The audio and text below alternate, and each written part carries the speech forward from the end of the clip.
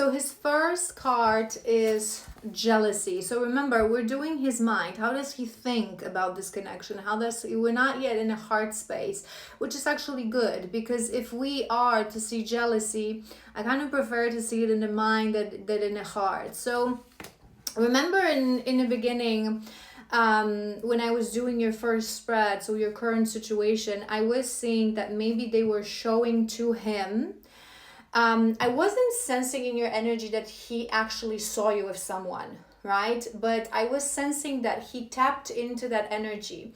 So maybe his guides, they either brought this in a dream, or they showed and pushed him into that emotion, into that thinking pattern. What would I do if I saw her with another man? And I think it activated the jealousy within. I think it activated the jealousy. We have rest, okay? We have rest. That is his second card, number 31. We have resilience, number 20. That's the center of the spread, which is good. We have courage as well. And his last card is dishonesty. So what I'm hearing with this first sort of a emotion kind of a spread, resting is very good to see this in the mind, because we need to, oh dear Lord, rest the mind, right? We need to conquer the mind. What did I recently say to you guys? This phrase that I love so much and I always forget when we talk about meditation and true journey of awakening, that mind is a great slave but a horrible master. And that's the whole point on a journey of awakening. It doesn't matter what journey you're at. When you really want to embark on a journey of self-discovery, the ego, the soul, the meaning of life, right? You have to understand that. It's one of the key phrases. The mind is a great servant, not a slave. It's a great servant, but it's a horrible master. Most people are ruled by the mind. And that's the reason in the beginning why we're clashing so much, because oftentimes the feminine is in the masculine energy as well. So you're in your logical mind and you're ruled by your mind, but the masculine as well. Like, we cannot escape the mind. The mind is the one that serves us the shadows, the limiting beliefs, the conditioning all time, all day, right? So the fact that he's trying to rest his mind, build a little bit of resilience, and stay in this mindset of courage, it's a good thing. I would feel, and I'm feeling into, like, things are coming to his mind, and for the first time, so for a very long time on this journey, the masculine, something comes to his mind, and it's like he uses it as an excuse, right? So let's say in the past, they would bring him a dream or a vision or an image of you with another man. He would be like, oh my God, yes, this other man is definitely better than I am. She's better off, right? I'm going to forget about this. Boom, avoidance, right? Now I feel it's more like they bringing this emotion, they bringing this energy into his mind, and he's more conscious of how the mind operates. So he would be trying to rest the mind. He would be trying to maybe even tell himself, this is just my monkey mind. This is just my lizard brain. I don't really know what's going on. And I feel they're actually putting this emotion within him to build that courage. Because again, there's a reason I was hearing in the beginning of your reading, that true divine masculine at the end, when he's ready to break no contact, he enters this mindset of positive ownership, possessiveness, like she's mine, not as an object in a sense of, right, but in a sense, this is my woman. She's the other half of me. I have to claim her. I have to go back. I cannot imagine this life without her, right? It's this true masculine energy, and it requires courage. We have dishonesty, and I'm hearing two things with this dishonesty. We will confirm with different decks, but I'm hearing two things with dishonesty. One being that maybe his mind is going back to the moments of your connection when he actually was dishonest, when he actually was, maybe deceiving you, maybe not I'm hearing, and it's true, that many masculines, they, you know, tell to themselves that they're honest because they don't lie, but not saying the whole truth is dishonesty as well. Not living and embodying your own truth is dishonesty as well. So maybe he's thinking, he's taking accountability in his own mind for the things that happened in the past. When we heal, I want to read this final paragraph to you. When we heal, we begin to stand in the authentic frequency of our soul. We take decisions in line with our values and purpose, creating more fulfilling, stable, and peaceful life. The desire to do the right thing takes over the need to gain external validation and approval. The other thing that I was hearing, so one, he would be going back in his mind to moments when he was dishonest, to really understand, to really take accountability, to really break down the honesty. Honesty, loyalty, inner truth, embodiment of inner truth is incredibly important for the divine masculine. So at the healing stages of his journey, when he's coming into awareness, right, and slowly to awakening, he starts to understand. And that's the other thing that I was hearing. How much his mind was dishonest with him, how much his mind was the trickster, how much his mind was giving him false information. And he wasn't noticing it. He was being dishonest with himself. So I feel like he's really unboxing dishonesty and understanding that, no, I wasn't honest. I wasn't honest with myself. I was swiping my feelings under a rug to this woman. I wasn't honest with her. I wasn't honest with my way of living. So I was, you know, saying to myself that I'm being very, you know, oftentimes there are very blunt and very, you know, it's like they say things that they seem that they're honest, but these things are just cruel. And they're not coming from a place of love and inner truth, but they're coming from a place of fear and avoidance, right? And I'm just being honest with you, right? It would, that's what I'm hearing. So maybe it's sort of a ties into some memories that you have with this person. There's a judgment at the bottom of the deck, so maybe they are judging themselves a little bit for what happened in the past, for how they approach things. Let's do this deck on top of that, and then we're gonna go into tarot. All right, his mind, his monkey mind, his little lizard brain. Remember, it needs to be your servant. Ghosted.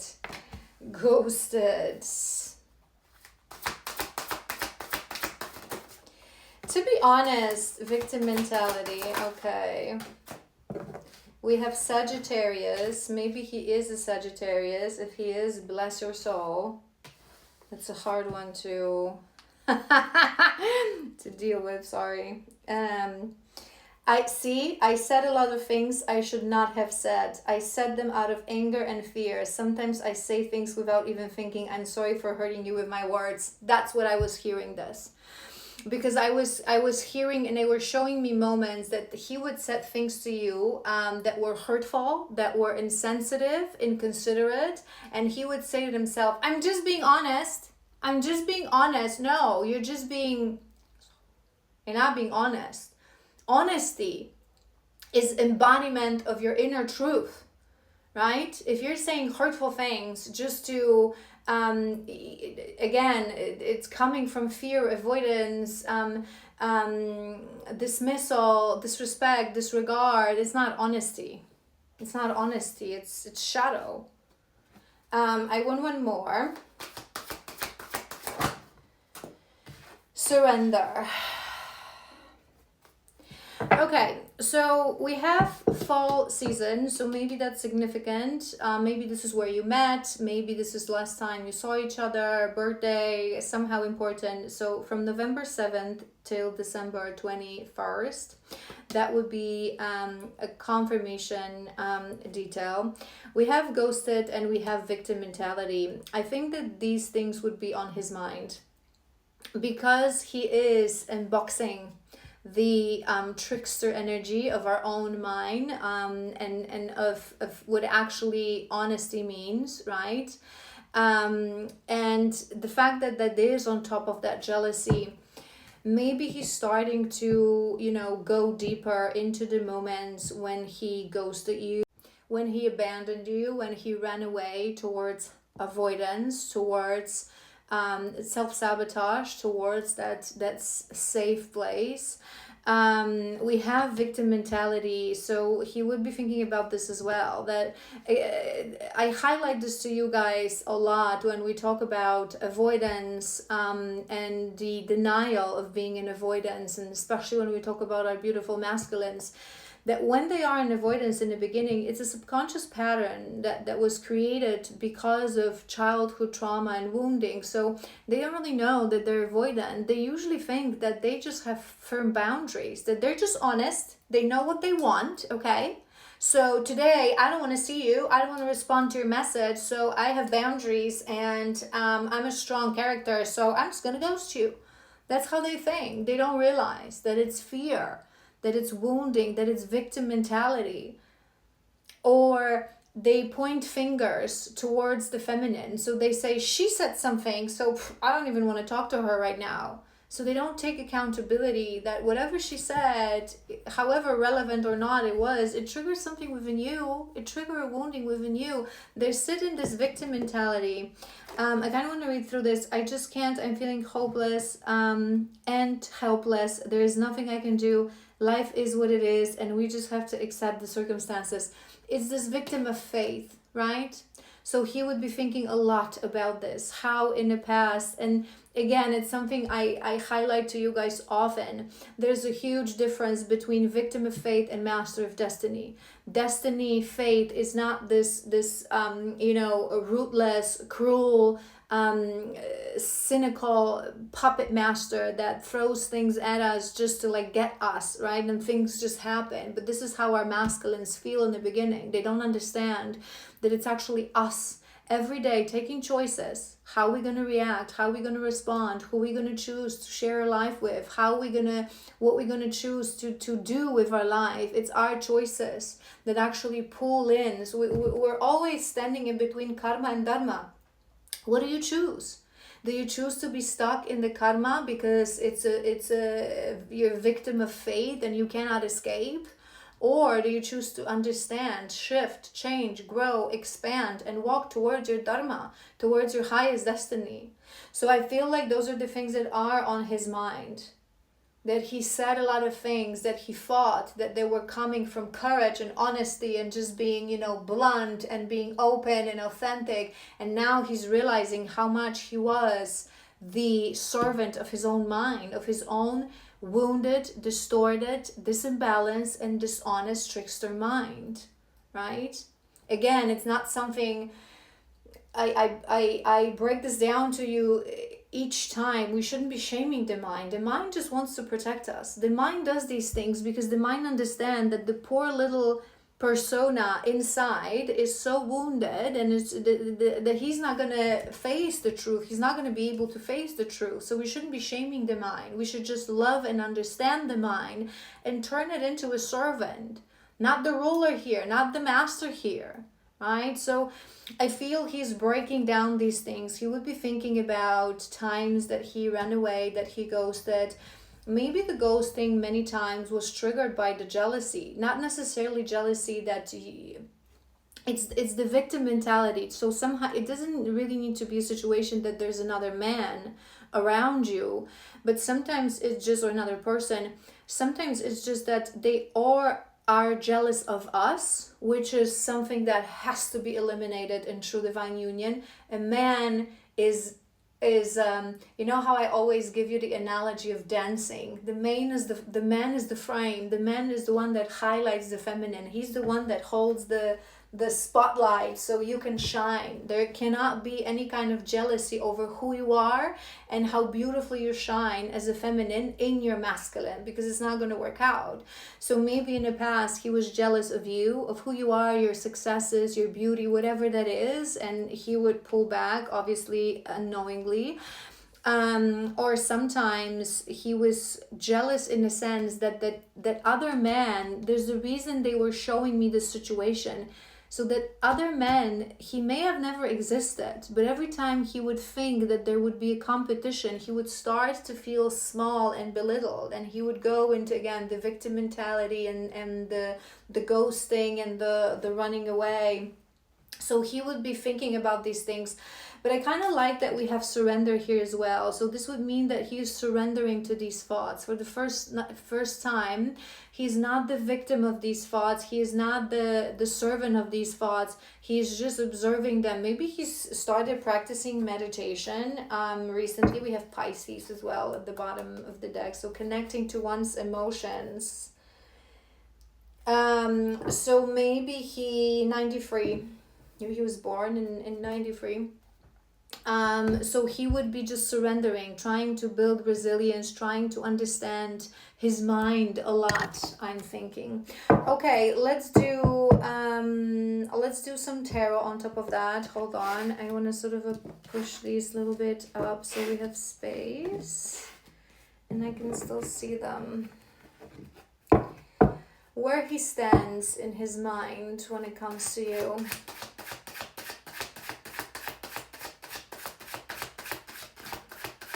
We have the star. We have the star.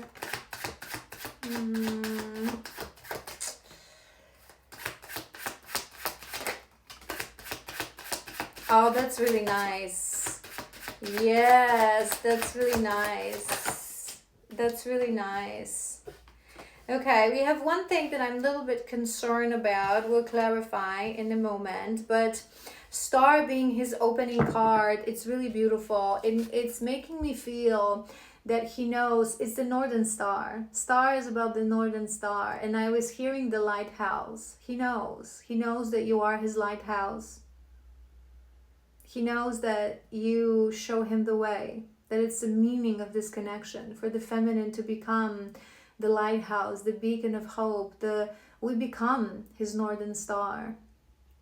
We show him the path. This is, and it's a harsh truth to accept some feminines, but where we go towards in this connection is very spiritual, right? It's nothing from this world, and we lead the spiritual part of this connection. So the quality of the feminine, the effort of the feminine, the perseverance of the feminine. So many feminines blame the masculine. He's not doing the work. He's this and that. He is a reflection of you, always in the masculine state, but he is a reflection of you. He is not that far away from your progress as you think he is. There might be some illusions. There may be some, difference. I usually say it's like anywhere from 6 to 12 months because it's sort of a brewing within him differently. But you have to get to places first. Every milestone, every breakthrough, you have to get to places first. And when you stop being the lighthouse, when you start going back to the mind, to the fear, to the doubts, he'll do same. The lighthouse is dark. So where he's supposed to go, you are his Northern Star. And I feel he feels that. I'm hearing that he wasn't supposed to be jealous of you. He was supposed to be inspired by you.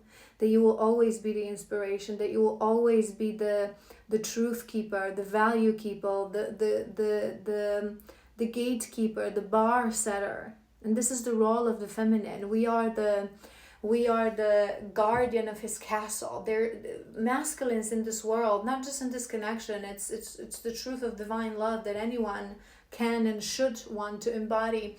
Masculines, men are so powerful in this world. They are the architects, they are the builders, they are literally the creators of our reality, right? But they are because of that, because they have to be powerful, they have to be the builders, they very strongly physically as well, the biology and chemistry of their body, they're very grounded in this physical world, in the reality of this physical matrix. This is why they need us. We are always, half of us is always connected to the spirit realm when we are in our divinity. Obviously, when we are healed, not all women unfortunately embody that as well. But when we understand our divinity, our femininity, we're always connected to God, to always be able to put spirit and love and compassion and the heart into everything. And this is how we remind him of the eternal part of self, of the God within, of the right thing, not the easy thing, right? And through that, they remember how to build a world that will actually be a beautiful place to live in. We are always the lighthouse, even in union, even in separation, always. We always are meant to be the lighthouse, the reflection of the darkness within. So he always stays at bay. So he always remembers to do the right thing, to embody the inner truth, not to fall into the trickster mind, right? And I think he's understanding that you are the Northern Star, you are his Dharma, you are his destiny, you are his lighthouse, that he was never meant to run away, he was never meant to be jealous, he was meant to fight, he was meant to face, he was meant to be inspired. And he's switching his mind into that. But there is a little bit of, because on top of that victim mentality, we have 5 of Cups, which is, you know, the energy of regret, of sadness, of, you know, focusing more on what happened than what could be in the future. I like that it's paired with the rest, which means that he is observing. I feel like he's observing this feeling. He's not giving in to this feeling. He's just, why do I feel this way? Right? But this is why you're feeling it as well. We've covered this in the first part, in your first spread, that you would be a little bit in this energy of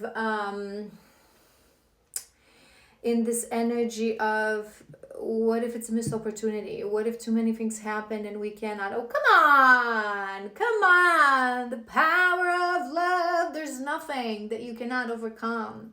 Not now, not in the past, not in the potential future, not in different realms. Our love. The reason we do this, the reason as souls we decide to split further, it's not just for our own sake, for our own entertainment and for our own healing, is to serve this world, to show deeper levels of love, deeper levels of healing, to inspire others. Anyone can find their divinity. Anyone with their soulmate, we all have soulmates, can reach divine union. Anyone can be the embodiment of this love that we're here to teach others. Nothing can win with love. Nothing. And I like that in the center of his spread, with that resilience, he has the King of Swords. King of Swords is the embodiment of your inner truth. So he's working a lot on that right now. In his mind, understanding that it was a lizard brain, right? Monkey mind trying to convince him to things that were not true. And now he wants to really embody the truth, and how he finds that truth through his lighthouse. So inner truth, it's funny because it came to me last night and I was talking about this on my stories, about inner truth. I posted as well on Instagram. So embodiment of inner truth would be very important for you as well, to sort of hold this space for him. We have 10 of Coins as well, and we have Page of Swords. I feel in his mind, we have the Tower at the bottom. So he's going through the past. He's going through some sort of awakening of the mind in terms of truth, honesty, fear, jealousy, the meaning of disconnection, the meaning of love. He knows that it's you. He knows who you are. He knows, accepts in his mind that you are the destined part of him, the Northern Star, the lighthouse. He knows that together you would be able to build. He knows that you, whether he uses the same words, he knows that you are part of his highest destiny, of his highest timeline. He knows that this is you, you're his person, right? It was meant to be. But in the same time, I feel he also thinks in his mind, we're doing his mind, remember again, that he still needs to learn a lot. So this is where it's going to be so important for you to become that lighthouse, because they learn from us, right? They learn from us because, again, it's the triangle. If you haven't heard me talk about this, go to my website, link is in my bio. In the Divine Love section, there's a divine, I think, flow. In one of the articles, you're going to find an article about triangle. And I've also done a video about this. But bottom line, we always, because us feminine, we always look towards God, towards eternal, towards the meaning of life, right? Where the high priestesses were the oracles, they look towards us for inspiration and for guidance, because we're the ones that are meant to be connected to the eternal and to God more. And then because of that, because of our devotion, God and the universe blesses him with everything that he needs to exist in this physical world and thrive and build it, and he will always have it as long as his devotion goes towards us and as long as our devotion goes towards God. Us as feminines, we cannot fully devote ourselves to a man, because a man is the physical. It's just a very small part of the universum and the everything, the eternity, right? So the part of us has to be devoted to that, to the mission, to always remember how to do the right thing. All right, let's do his hearts. Let's do his heart. How does he feel about you in his little heart, in his little masculine heart?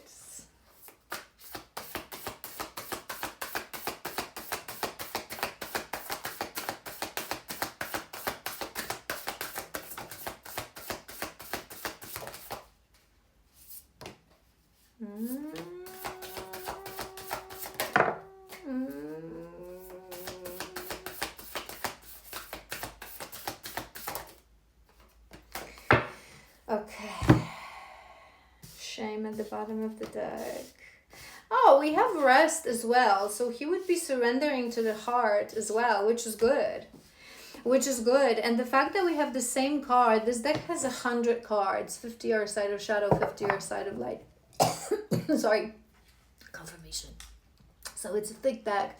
The fact that we had the same card, it's also making me feel that he is connecting the mind to the heart, because they're on the same frequency of surrendering, right? So I surrender to my heart, I surrender to the mind, I understand. So he would be, and on some, they're showing me yin and yang, so he would be seeking his way towards achieving that inner union, that inner balance, that yin and yang.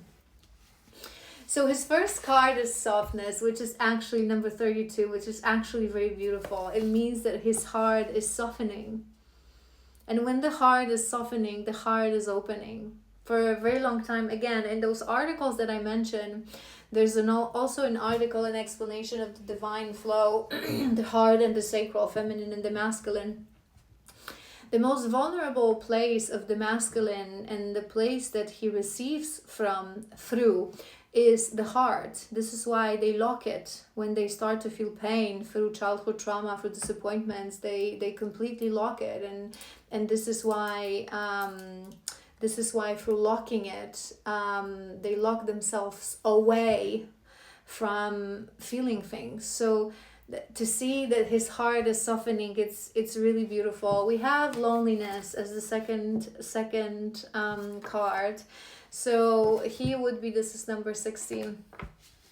So he would be feeling lonely. There is a longing card as well here. I am hearing that he would be in longing as well, but there's a reason we have loneliness and not longing, because loneliness, I feel it's more soft. I feel his heart starts to feel the absence of closeness of your heart. The missing of your heart, the missing of you, the missing of your energy. We have beautiful cards. What I was raising my brow for was the entitlement, and the entitlement is in the center, in the center of his spread. And this card talks about, when people just feel that I deserve something, right? But what I was hearing and feeling into was a little bit different. It's more like it's this ownership, remember, that we mentioned. And there's a reason I was hearing this ownership. So he would feel like your hearts belong to each other. That's what I'm hearing, which is beautiful. Like no matter what happens, and it's sort of a meaning of this whole connection, no matter what happens, because again, we choose, we make choices, we're humans. Ultimately, how you conquer this journey depends on how you conquer your human, how you're able to conquer your human. So no matter what happens, our hearts always belong to each other. Always. We're one. We're one. I feel he knows that your heart is his and his heart is yours. We have resting again. That's surrendering. I've mentioned it. He's releasing. He's softening into his heart. He's feeling more into